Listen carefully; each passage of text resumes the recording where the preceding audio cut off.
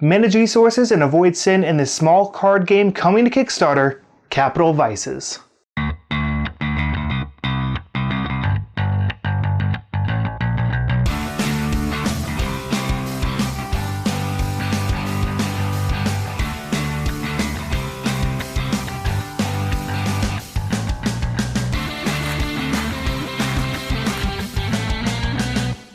In Capital Vices, 1 to 4 players are new residents to the capital, trying to coexist in a city where food and money are limited but the temptation to sin abounds. Careful distribution of resources is the path to virtue, but beware, your actions are not without consequences. You must avoid the 7 deadly sins, embrace the 7 heavenly virtues, and you will be victorious. Let's go and look at the prototype components.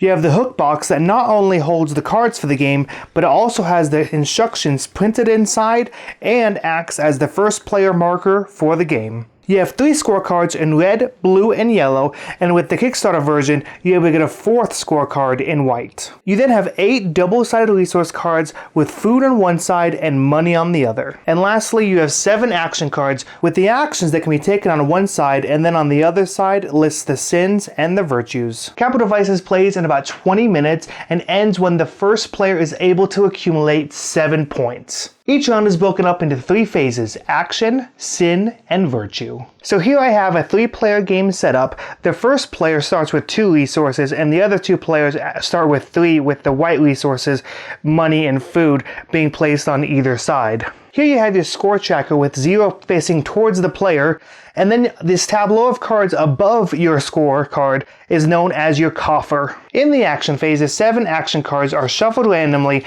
and then placed on the table in a row. Then the players in turn order will take actions depicted on the action cards. The first player takes the first action, then flips the card over to signify that it has been taken.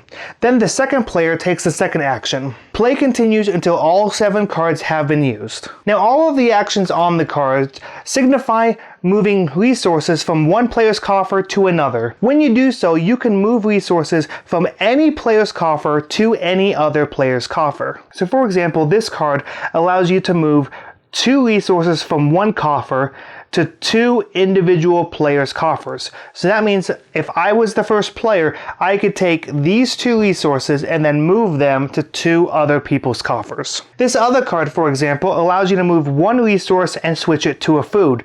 So that means you can move a food from one coffer to another coffer, or you can choose to move a money and move it to another coffer, but then switch it to food. And as a final example, this action card allows you to take 1 card and then discard it completely from the round, so that way it is not used for scoring in this round. And play continues like this until all 7 actions have been taken, and then the sin phase begins. In the sin phase, the back of the first action card is red. The player or players that best meet the description sin and are unable to score this round. For example, the sin on this card says most food in your coffer. So if we look at the 3 different coffers, this one has 1 food, blue also has 1 food, but yellow has 2 foods. That means yellow is the player who sins and is unable to score in this round. Now that sin has been resolved, the round moves on to the virtue phase. In the virtue phase, each player, including the player who sinned, calculates their vice tally. This is done by first counting up the individual colors in your coffer. So for example, this would have 1 for white and 1 for blue. The blue player has 1 blue. The yellow player has 3 for yellow, red, and white.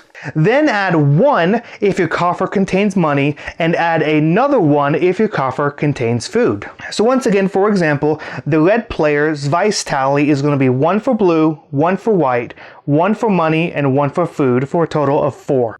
Blue has a total of 2 for blue and food. And then yellow has a total of 1 for yellow, 1 for red, 1 for white for 3, then another 1 for money, and another 1 for food. So yellow has a total of 5. The player with the lowest vice tally that did not sin scores 2 points and is able to flip their scorecard around to signify that they have scored those 2 points. Any other player that did not sin also is able to gain 1 point. Finally, there is one other way to score points, and that is through patience. Now if a player ends the round with a vice tally of 6, they are said to have patience. Now the way they are able to have a vice tally of 6 is if they have one of each color and then money and food. So right now this yellow player, after I moved this blue card over to their coffer, does have a vice tally of 6 because they have blue, yellow, red, white, and then they have food and money. So that means they have a vice tally of 6, which means they are able to score 1 point because they have patience. At the end of the round, all the resources stay in the exact same coffer where they just were, and play continues till a player is able to score that 7th point and win the game. So why would you like Capital Vices? Well, its easy rules, quick play time, easy portability, and interesting actions allows for fun gameplay in a very small package. So that's Capital Vices, available on Kickstarter in late July. I know the creator has some very interesting goals for the Kickstarter, so go ahead and check it out when you have a chance. There'll be a link in the description. So I've been Ian, and this has been a preview for Capital Vices. And remember, whether you're a heavy gamer or light gamer, always keep it fun. This video is brought to you by Meeple Times. Go to meepletimes.com to find many board games at buy one, get one half off. It's also brought to you by Game Booster, a Facebook group dedicated to find you the best deals on board games.